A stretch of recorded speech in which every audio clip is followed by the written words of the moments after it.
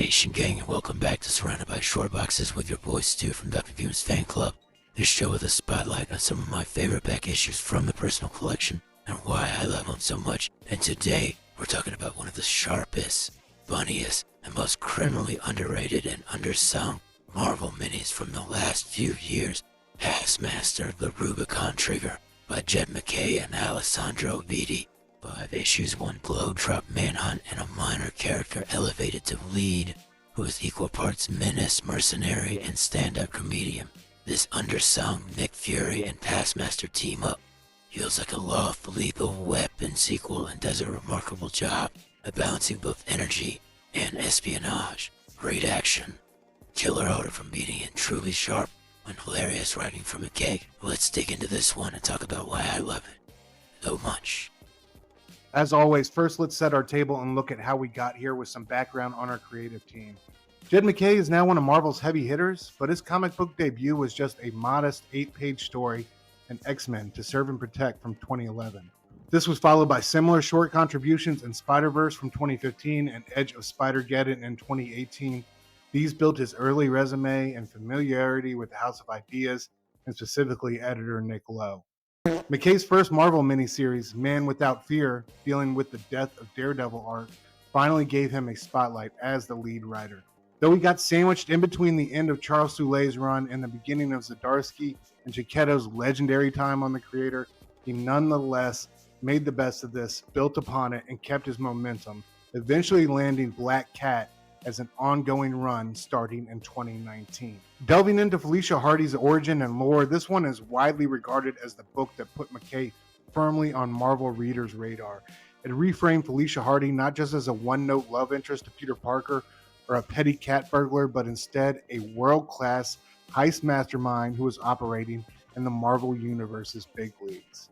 MacKay leaned into the caper tone for it, building Ocean's 11-style set pieces throughout, where Felicia outwits heroes, villains, and even cosmic forces, all while keeping her charm, wit, and moral flexibility intact. The run's real magic was in its ability to play in every Marvel sandbox, from street-level jobs to Asgardian treasure hunts, without losing the through line of Felicia's personality and her crew. It's a series that not only revitalized Black Cat's profile in the Marvel Universe, but set MacKay up for bigger and better things, like our spotlighted book today. Alessandro Vitti is an Italian artist and illustrator, a creator who made his name in Italy before eventually transitioning from his European indie roots and getting onto Marvel Comics' radar when he drew X Campus in 2008. By 2010, he had fully made the move to mainstream American comics and was illustrating high-profile series like Secret Warriors with Jonathan Hickman.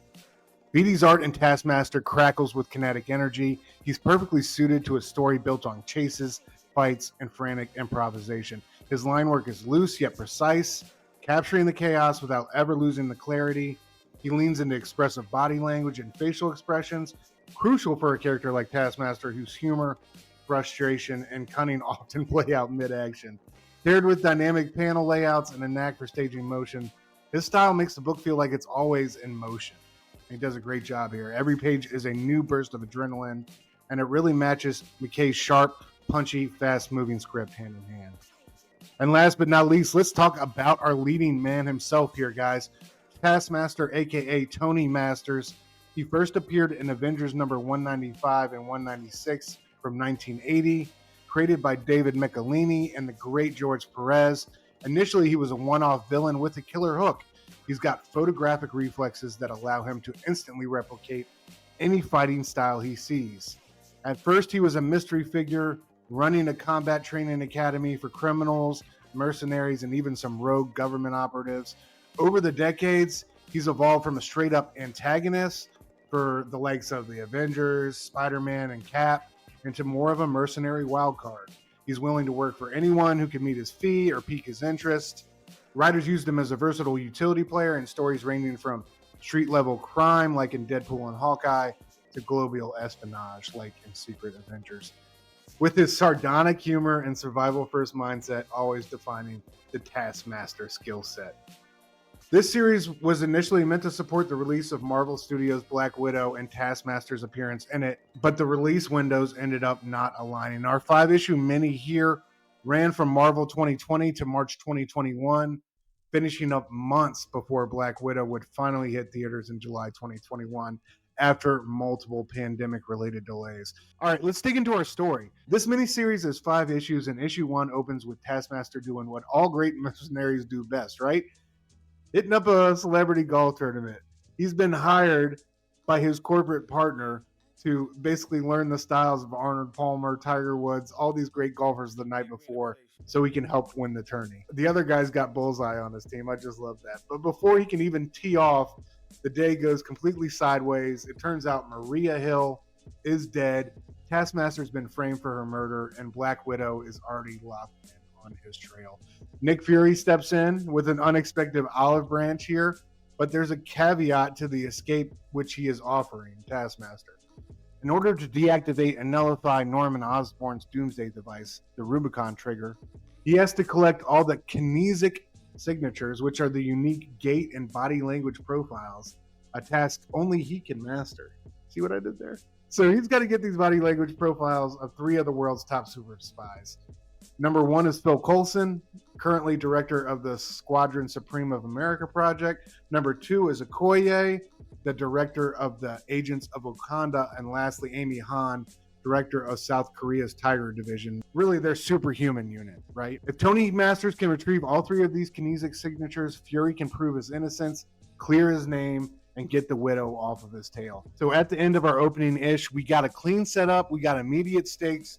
MacKay has given Taskmaster's voice.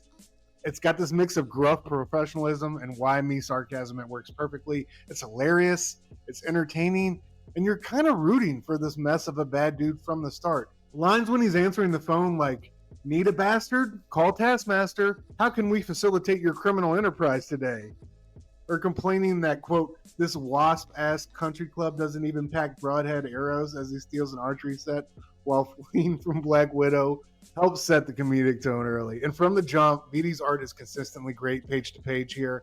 His Taskmaster looks both badass and all sorts of emotive when he needs to be. And he keeps it cinematic in issue 1. Bursts of motion, hard shadows, quick cuts. This feels like an action film's first 10 minutes. Issue 2 might be my favorite of the series. It sends Taskmaster to Washington, D.C. on the hunt for Phil Coulson's body signature. But this isn't the old sheepish SHIELD Phil Coulson. This one's director of the Squadron Supreme, and he's operating deep in U.S. intelligence territory out of the Pentagon. Fury explains that Coulson was once his best friend. They served in the Army Rangers and SHIELD together, but he was killed by Deadpool during the Hydra takeover. And Fury doesn't know how his friend is back alive or who this truly is, not to mention what this reincarnated Coulson is doing running the Squadron Supreme. But as Fury says, if this is old Cheese Coulson, I love that nickname, he'll be picking up his new comics today. That's right, y'all. Old Phil is a Wednesday warrior. Absolutely adore this setup here. Coulson is picking up his pull list under the Mr. Smith alias, but as he's fishing for compliments about this Squadron Supreme comic book series, he spots Taskmaster, blows his cover, and though Tony is able to get his kinetic signature, he is compromised in a big and bad way. The director of the Squadron Supreme calls in his big gun, Hyperion, aka Marvel's Temu Superman. However, Fury and Taskmaster have anticipated this move, and MacKay does a beautiful job scripting the sequence here as we are jumping back and forth in time with flashbacks as we watch these two prepare for Hyperion's arrival and discuss his one weakness, Argonite radiation, much like kryptonite poisoning, right? Which Fury is able to procure from the Thunderbolt's vault. But Taskmaster doesn't play this trump card right away. He lets Hyperion beat him to a bloody pulp first, proving with a sort of savage desperation he is not to be underestimated. Fury has to straight up convince him not to kill Hyperion after he really leaves the boot in following Hyperion's exposure to Argonite radiation. Also, for those of y'all who have seen my Surrounded by Shortboxes episode on Hawkeye number 3 from Matt Faction's run, the Cherry issue, will appreciate another boomerang arrow appearance here, y'all, which delivers the Argonite and weakens Hyperion. I love this issue's confrontation, though. This book swerves from a raucous, funny manhunt to a shockingly violent and bloody affair, as these two beat the brakes off of each other in a vicious back and forth. It reminds me of both Batman vs. Superman and Dark Knight Returns and Fraction and a Hawkeye in terms of creative inspiration and homages. And Taskmaster's nearly delusional need to prove himself at the end of the issue here is a brilliant, brilliant bit of character work from MacKay. For all the fun we have in the first issue, this was the issue that really won me over, and the one I'd point to or recommend for anyone interested in checking out the series as a whole. It's a tone setter that's brilliantly paced, sharply written, and shockingly violent. In issue 3, the chase moves to South Korea. Taskmaster's target now is White Fox, and unlike the brutal slugfest with Hyperion and Washington, D.C., this stop is all pint-sized espionage and kinetic fight choreography. Taskmaster has shrunk himself to infiltrate Tiger Division headquarters, but after this bootleg Pym particle rig fails him and reveals he is hiding in the HVAC system, this issue eventually slows down to give us a one-on-one duel with White Fox that plays right into Taskmaster's powers and right into his wheelhouse, studying his opponent's moves, replicating them in real time, and adjusting mid-battle. I also love the comedy in this sequence. You know, the moves he's using. Quote, that punch I saw one time, that kick Iron Fist uses, that throw that Cap used to throw me out a window, that stomp I saw Shang-Chi do. So good. I love how he doesn't have badass names for these moves. It's just awkward and hilarious. Here he's able to incapacitate Black Widow and White Fox, aka Mahan, and everybody else in the building with a psychic nuke, an eventuality he's been planning out for weeks. Issue 4 ups the stakes even further as Taskmaster drops into Wakanda. The Hatut Zeraze, Wakanda's secret police, capture him immediately, toss him in front of Okoye. What follows is a mix of mind games and bruising combat here. I love the back and forth between Taskmaster and Okoye here, and how he's able to earn the signature without actually winning the fight outright. It's a great beat that shows him as someone who can think his way out of impossible situations, even when outmatched. He doesn't walk away victorious, but he walks away with what he came for. And that brings us to issue 5, where all roads lead to the Rubicon Trigger itself, a high-tech weapon Maria Hill supposedly died to protect. Taskmaster retrieves it, but the victory's short-lived.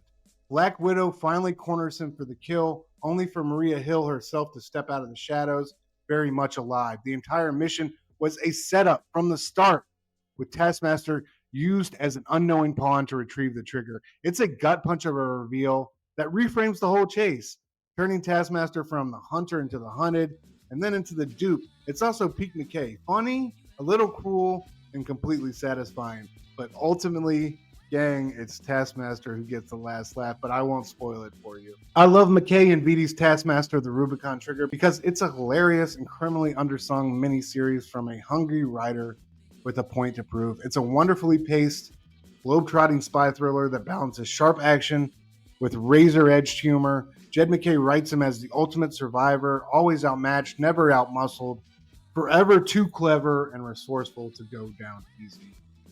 Vitti's art gives the fights a gritty, chaotic energy. He sells every car chase, every brutal close-quarter scrap. It's a book in the spirit of the British invasion that doesn't rely on an A-lister to tell an incredible story or prove its mettle.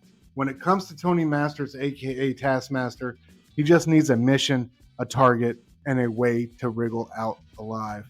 That's it for me this time, folks. Go find this one in trade paperback and give it a read.